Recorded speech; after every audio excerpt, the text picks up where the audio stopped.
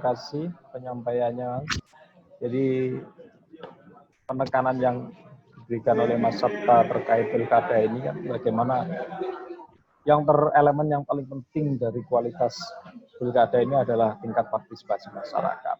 Sehingga pertanyaannya kan bagaimana kemudian mensosialisasikan, mengedukasi dan mensimulasi masyarakat, mensimulasi pemilihan ini sehingga prinsipnya tetap dalam bingkai bahwa pemilihan bupati dan wakil bupati ini tetap harus memperhatikan keselamatan penyelenggara maupun keselamatan pemilih. Yaitu untuk selanjutnya saya akan memberikan kesempatan untuk bertanya. Untuk bertanya live, saya memberikan kesempatan 2 penanya. Untuk silakan angkat tangan.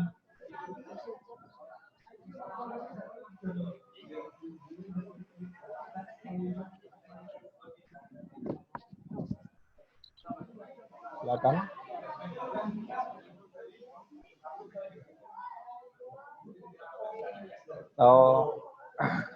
Atau chat dulu, boleh. Langsung nyalakan mic-nya aja. Langsung ini, Mas Fatihul Ilmi. Mas Fatihul Ilmi. Silakan.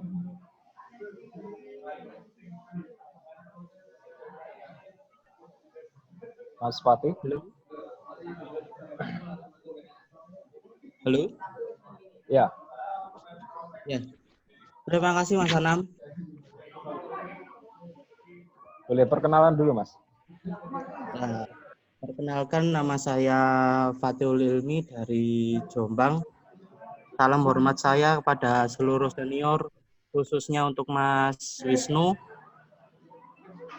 Salam hormat saya, Mas. Mas Anam, saya mau bertanya pada pemateri pertama sama pemateri kedua.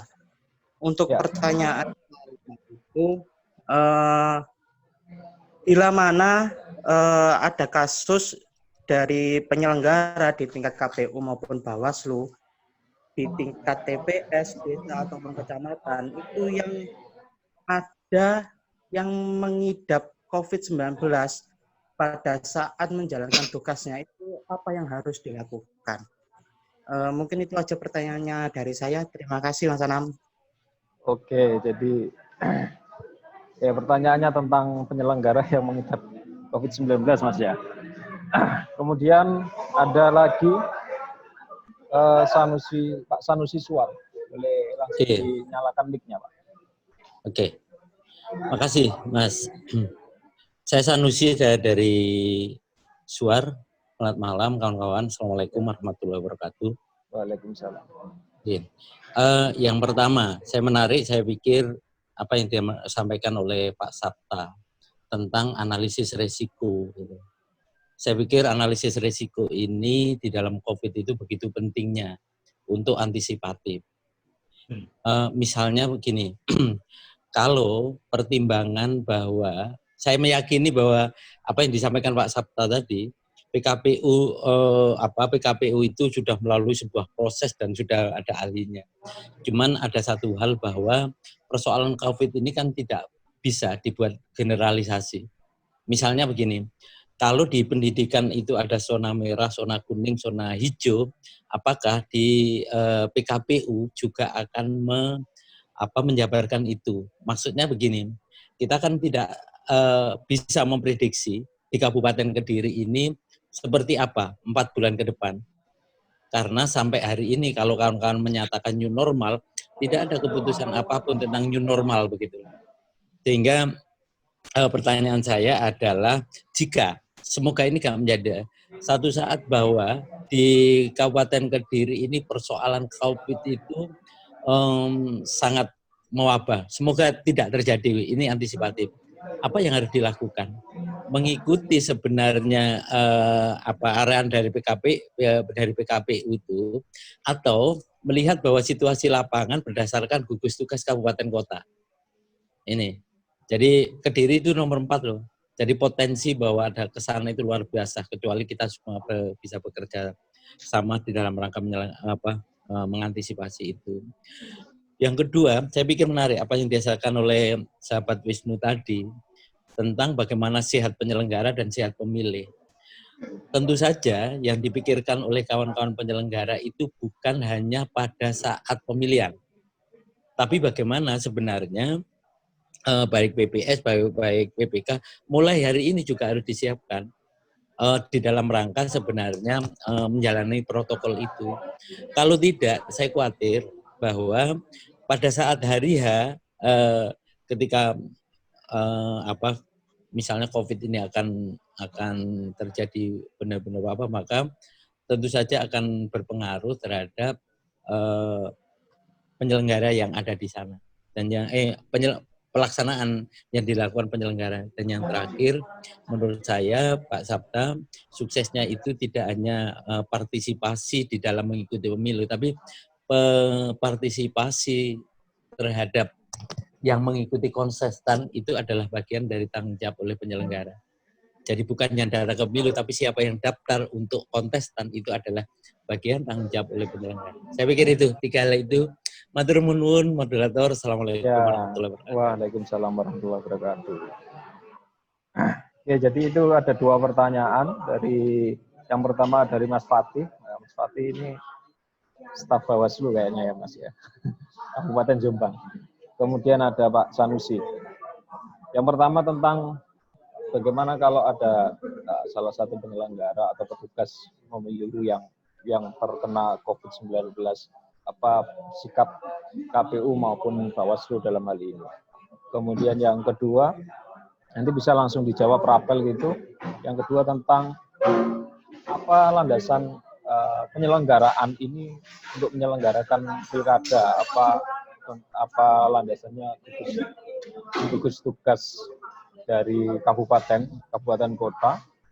Kemudian ada pertanyaan untuk Pak Sabta juga tentang pernyataan ya, bahwa partisipasi itu tidak hanya diukur dari tingkat pemilih tapi juga dari kontestasi, sehingga pemilihan ini bisa hidup, ruang demokrasinya bisa hidup. Oke. Saya langsung ke Mas Wisnu, silakan Mas. Terima kasih para penanya. Mohon izin pimpinan dan kawan-kawan semua. Ini memang PR ya, bahwa sekali lagi naudzubillah, semoga tidak terjadi bahwa penyelenggara terkena positif. KPU sudah mengantisipasi itu. Antisipasi kami, begitu kami pelantikan, kami menerapkan PPS kemarin, kami menerapkan prosedur protokol COVID yang ketat. Kami juga mengusulkan sebenarnya, dan semoga di ACC, rapid test bagi penyelenggara untuk pencegahan itu. Tapi sepertinya oleh Pemda belum di ACC atau bagaimana ya. Tapi kami lakukan pencegahan itu. Namun demikian, saya berpendapat bahwa lebih baik kami mencegah daripada tertular. Jika harus tertular, sebenarnya kami sudah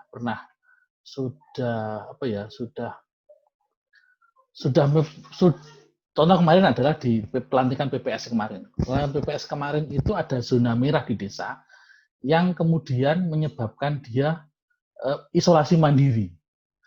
Waktu itu hasilnya masih non-reaktif, hasilnya non-reaktif sehingga tidak bisa mengikuti. Akhirnya yang bersangkutan pelantikan secara pribadi, secara Zoom di rumahnya. Artinya apa? Bahwa segala pelaksanaan tahapan ini tentu kami akan senantiasa berkoordinasi dengan gugus tugas COVID ya, gugus tugas COVID di Kabupaten Kediri juga tetap mengacu kepada aturan yang ada. Kami akan mencegah lah Mas daripada nanti harus bisa terkena. Namun demikian jika harus terkena ya sudah, yang bersangkutan memang mau nggak mau dirawat, mau nggak mau harus dilakukan oleh prosedur COVID yang ada. Kalau dia PPS ya berarti dia berkurang 1. Kalau mungkin kemudian dia ternyata tidak dapat mengikuti lagi, tidak dapat melaksanakan kegiatan atau melaksanakan menjalankan tugasnya, kami lakukan PAP. Tapi sekali lagi prinsip kami bukan menunggu yang bersangkutan kena, tapi pencegahan yang kami lakukan. persis saya menyambung dengan apa yang disampaikan oleh Mas Sabta tadi, sosialisasi, edukasi, dan simulasi. PR KPU saat ini tidak hanya sekedar sosialisasi bagaimana partisipasi meningkat, tapi juga mensosialisasikan bagaimana protokol COVID juga kepada badan penyelenggara kita maupun kepada pemilih kita. Sebagai contoh, penggunaan masker, kemudian cuci tangan sebelum aktivitas dan setelah aktivitas, itu yang tentu menjadi standar yang harus kita pegang. Kemudian saya ingin masuk langsung ke Mas Sanusi ya. Kalau Mas Sanusi bilang ini saya percaya, dia kan memang aktivis kesehatan mulai dari sejak saya masih di jalan, beliau sudah aktivis kesehatan yang kekeh. Betul, analisa risiko memang kita perlu, Mas Sanusi. Analisa risiko masih kita perlu. Kita rapat intensif dengan beberapa dengan gugus tugas itu memang tidak bisa menjamin kapan puncak pandemi ini. Ada kalanya Kediri ada 1 kasus muncul, 2 kasus muncul. Tapi kemarin sempat muncul 24. Langsung boom. Nah, analisa risiko ini saya belajar dengan harm reduction, pengurangan dampak buruk, yang itu tentu akan kita coba laksanakan di lingkungan kami, di KPU Kediri, pun juga memberikan edukasi kepada pemilih. Kita ini kan ibaratnya ngomong dari normal ke new normal, itu kan perlu behavior change intervention. Jadi intervensi perubahan perilaku. Mulai yang dulu nggak mau masker, sekarang pakai masker. Nggak mau cuci tangan, sekarang cuci tangan. Dan lain sebagainya. Jika harus membenturkan antara rekomendasi gugus tugas dengan PKPU, saya kok meyakini bahwa PKPU yang dibentuk nanti sudah mengakomodir segala bentuk risiko. Dan jangan lupa di Undang-Undang Perpu 2 2020 itu jelas bahwa pilkada pun bisa ditunda jika memang terjadi pandemi atau mungkin ada rekomendasi gugus tugas untuk menunda itu. Tentu dengan persetujuan KPU, DPR RI, dan pemerintah. Kemudian bagaimana setiap negara yang protokol berpengaruh pada pelaksanaan? Tentu sama seperti dengan Mas Hari Tewi tadi sampaikan bahwa melalui wawancara jarak jauh, kami pun juga akan melakukan itu. Rapat-rapat pun kita bahkan sosialisasi. Sekali lagi saya terima kasih lah kepada Mas Anam. Ini juga bagian dari sosialisasi kami, bagian dari edukasi kami yang tentunya memberikan pemahaman selain pada pemahaman tentang kepemiluan, juga pemahaman bagaimana menyelenggarakan pemilu, bagaimana kita bergembira, berdemokrasi di pilkada ini dengan tetap memegang erat protokol COVID yang ada. Bahkan tadi sudah saya jelaskan di awal bahwa KPU Kediri melaksanakan pilkada di New Normal dengan dua prinsip. Yang pertama protokol COVID yang ketat, yang kedua physical distancing. Itu akan kami terapkan dan beberapa tadi sudah kami sampaikan bahwa ke depan bahkan nanti sosialisasi kami akan menerapkan itu. Terus tadi sukses partisipatif kontestan. Wah itu Pak Sanusi memang mancing-mancing senengannya kontestan. Ya tentu bahwa untuk meningkatkan demokrasi itu selain partisipasi juga hal yang lain. Partisipasi didorong oleh tidak hanya kerja-kerja KPU, kerja-kerja penyelenggara, tapi kerja-kerja semuanya. Kerja bersama. Termasuk peningkatan indeks demokrasi, termasuk kontestan, pasangan calon yang akan mendaftar. Saya meyakini lah bahwa figur pasangan calon itu akan memberikan dampak pada kenaikan partisipasi. Terakhir saya ingin mengutip pernyataan dari Mas Sabto tadi, pollingnya ada 60% memilih. Kalau 60% di masa pandemi, saya meyakini lah kita akan meningkat dari pilkada 2015 lalu yang cuma 60,1%, ini 60%. Nah, kok optimis lah, kita masih di atas pilkada 2015 lalu lah.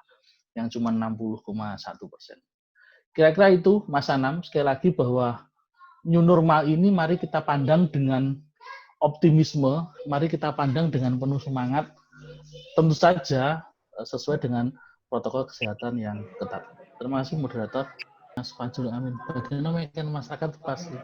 Mungkin saya akan meminjam dari Mas Sabta ya, selaku senior, beliau ketua KPU. Nah, ada namanya sosialisasi, edukasi, dan simulasi. Itu masukan betul. Jadi malam ini saya mendapatkan clue betul dari Istilah baru, Mas. akademisi. Selama ini hanya ngomong sosialisasi. Walaupun sebenarnya edukasi itu lebih ditekankan lagi. Kita akan meyakinkan itu, sosialisasi, edukasi, dan yang terpenting kami akan berusaha meyakinkan agar masyarakat itu merasa aman dan nyaman dalam menggunakan hak pilihnya dalam pilkada di masa new normal ini. Itu prinsipnya.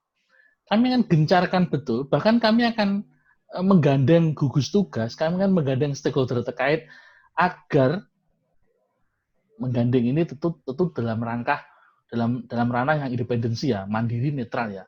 Ada Bawaslu disemprit loh.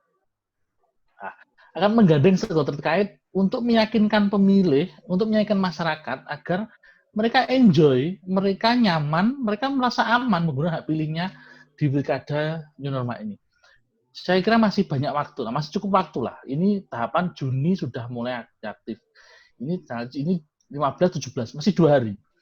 Kami masih cukup waktu untuk mengeksekusi itu, kami masih cukup waktu untuk membuat modifikasi, masuk ke pensiunnya, modifikasi,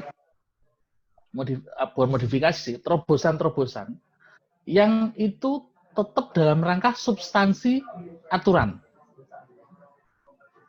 Nah, sekali lagi, kami akan bekerja sama dengan stakeholder terkait, gugus tugas, Pemda, dan sebagainya. Namun dengan tetap menjaga kemandirian kami, tetap dengan menjaga netralitas kami. Guna meyakinkan pemilih, yang penting pemilih itu nyaman, pemilih aman. Dengan apa? Dengan gencar sosialisasi dari berbagai cara. Dari berbagai segmen. Kita punya 7 segmen, tapi kita bisa perlebar lagi dengan segmen-segmen daring seperti ini. Kemudian bagaimana gambaran proses kerja dari PPDP yang sebentar lagi direkrut. KPU Kediri menyiapkan 2 skenario. Jika tetap dengan PKPU yang lama, door to door, kami akan menerapkan skenario itu mengantisipasinya dengan face shield APD yang komplit. Tentu ini menjadi PR kita. Yang kedua, jika nanti menggunakan diskusi dengan RT RW atau stakeholder terkait. Kedua pola itu tentu dengan protokol kesehatan yang kuat. Protokol kesehatan yang ketat dengan physical distancing. Dan kali ini insya Allah lah KPU Kediri menjamin keakuratan data dari bahan coklit kami. Insya Allah PPDP tidak akan banyak bekerja, tidak akan banyak aktivitas. Kami ditarget 10% AKWK bahan coklit kita ada perubahan. Insya Allah nggak ada. Karena apa? Saya sampaikan kebetulan ini di bidang saya. Begitu DP4 kami terima dari KPU RI, kami langsung sinergikan dengan Dispenduk Capil. Kami sudah koordinasi dengan Dispenduk Capil Kediri untuk menghabisi TMS. Jadi pemilih pindah keluar kita habisi, pemilih meninggal sudah kita keluarkan, sehingga ini hampir matang. Artinya tinggal menunggu pemilih pemula di bulan September, Oktober, November, Desember. Itu saja saya kira. Gitu prosesnya. Kemudian tadi apa ya? Penerapan PKPU yang membuat kondisi normal. Apakah ada modifikasi? Bahasa kami tidak modifikasi, Mas. Jadi KPU tetap menjadi pijakan kami, pijakan teknis kami bergerak. Namun demikian kami akan berkreasi, bervariasi untuk memudahkan PKPU itu terlaksana dengan sesuai kondisi COVID, dengan tidak menabrak aturan. Jadi bahasanya bukan modifikasi, tapi variasi penerapan PKPU dengan tidak merusak atau menabrak substansi yang ada. Kira-kira itu, Mas, yang bisa saya sampaikan. Kembali ke moderator. Ya, terima kasih Mas Wisnu atas penyampaiannya. Saya kira cukup jelas ya tentang PPDB dan lain sebagainya. Karena kita juga menunggu PKPU tentang PPDB itu, Mas ya. Jadi apakah memakai yang lama atau yang baru itu mungkin nanti saya tanyakan ke di Yersa kalau masih ada di sini. Kemudian ini ada lagi pertanyaan yang ini juga ditujukan ke KPU nih, kayaknya KPU banyak pertanyaan ini juga tentang rekrutmen PPS, rekrutmen PPS, kemudian ya itu saja mungkin karena waktunya sudah habis. Singkat saja Mas. Sekaligus closing statement mungkin. Oke. Ini pilkada yang apa ya? Ini ada pertanyaan sih, saya baca dulu. Sebenarnya kalau ngomong rekrutmen seleksi PPS sudah sangat normatif. Artinya bahwa kami diawasi oleh Bawaslu. Terkait ada dugaan pelanggaran administrasi yang disampaikan oleh pertanyaan ini sudah clear diselesaikan oleh Bawaslu. Kami diklarifikasi oleh Bawaslu dan clear, akhirnya kami selesai dengan penetapan. Itu sudah clear ya, sudah clear, sudah beres dan sudah menjadi catatan kita semua.